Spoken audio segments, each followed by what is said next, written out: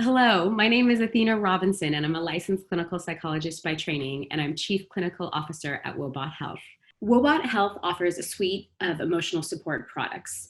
They are based on evidence-based psychotherapies that have been well researched in science for many, many years. And the idea here is to make a low friction, readily accessible tool and program easily available in an application, a smartphone app, to people in their moments of need. Our users tend to be a whole host of folks, which is wonderful. We've had people from over 120 countries use Woebot, and that's despite the fact that as of right now, our core product is only available in English. So it really demonstrates an interest in it. In terms of ages, we've had all ages use our product from 18 all the way through 65 and above. Some folks initially think that Woebot, because it's available through a smartphone application, would organically lend itself to being more attractive to folks on the younger age. However, we find that our median age is around 35 to 45 years, really highlighting the fact that people of all groups are interested in our product.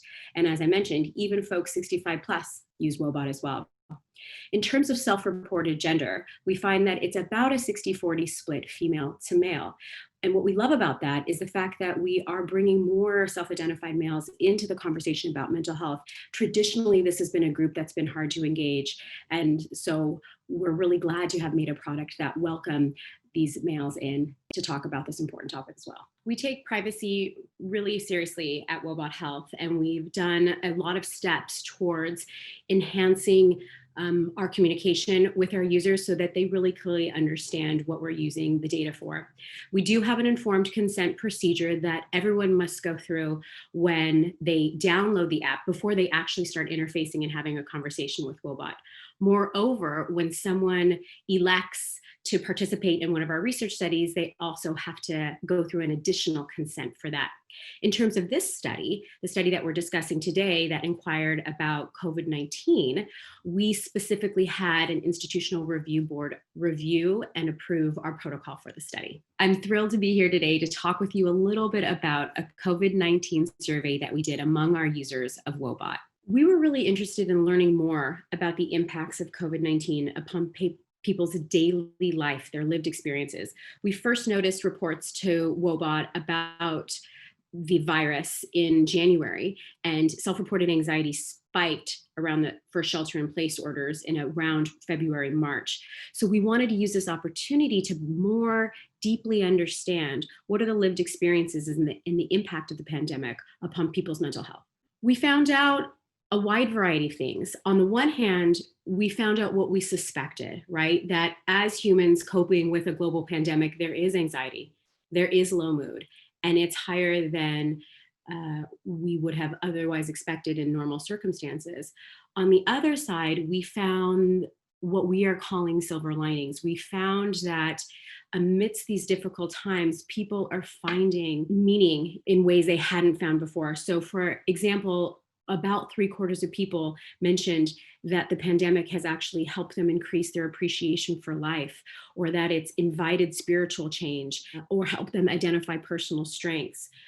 That was something that was really surprising to me, but also really humbling to see. Amidst these really, really intense, persistently uncertain times, humans are able to see two sides of the coin. One of the things we discovered that I found was particularly intriguing was the difference between anxiety reports of those who are younger, so around 17 to 25 years of age, and those who are older, or 65 and above. Our younger respondents, specifically those among ages 17 to 25, reported significantly more anxiety and low mood than did our older respondents who are age 65 plus. While we need to understand this better, one potential hypothesis explaining this could be that, relatively speaking, the younger group is facing significantly more life experience disruption as a result of the pandemic than perhaps the older age group is. Huge shifts in the educational systems, difficulty finding jobs, questions about having their first job interviews be virtual, etc. This could help explain some of the potential differences in the anxiety and low mood experiences between our younger respondents and some of our older respondents. We asked folks whether or not they were essential workers, and then we took a peek at the data looking at essential workers compared to all other respondents. And one of the things we discovered about essential workers that was so interesting is that they tended to report less anxiety and less low mood than all other respondents. We're not exactly sure why this is yet, but we can wonder about potentially the essential workers' contributions to their own communities, the structure that they have and the commitment that they have towards giving back that we're also grateful for, may be part of this difference in anxiety and low mood. The program perspectives that we developed and delivered to help offer empathy, support, and perspective taking around the COVID-19 pandemic is comprised of a wide variety of things, a wide variety of conversations that the user can have with Woebot about different aspects of the pandemic and different impacts and emotional repercussions that people may be experiencing. Simultaneously, as core to all of our products, Woebot will always offer evidence-based emotional support tools to help people feel better in the moment if they would like to work on that.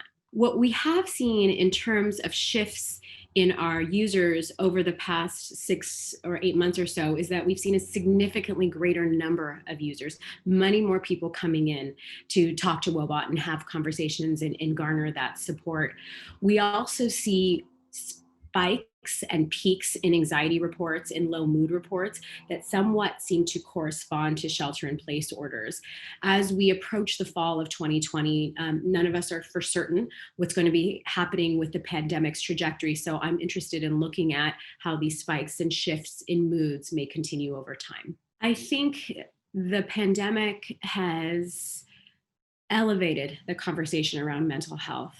And I think while many of us who were already in the mental health field understood the value of making treatment readily accessible and available, I think the pandemic has brought to light the more immediate need for addressing people's mental health and for decreasing stigma surrounding mental health.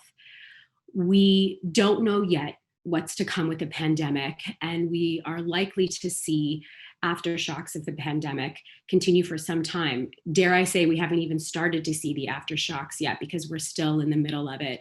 As we know, unemployment is up, which tends to lead to increased depression. Increased depression tends to lead to increased substance use. And we've already seen some of these trends in our data. One thing we're hoping to look at in the future is the follow-up data from this initial baseline survey. We did follow these respondents over time. And so we're interested in seeing how and if their answer choices change over 2, 4, 6, 8 weeks. And we look forward to reporting that back.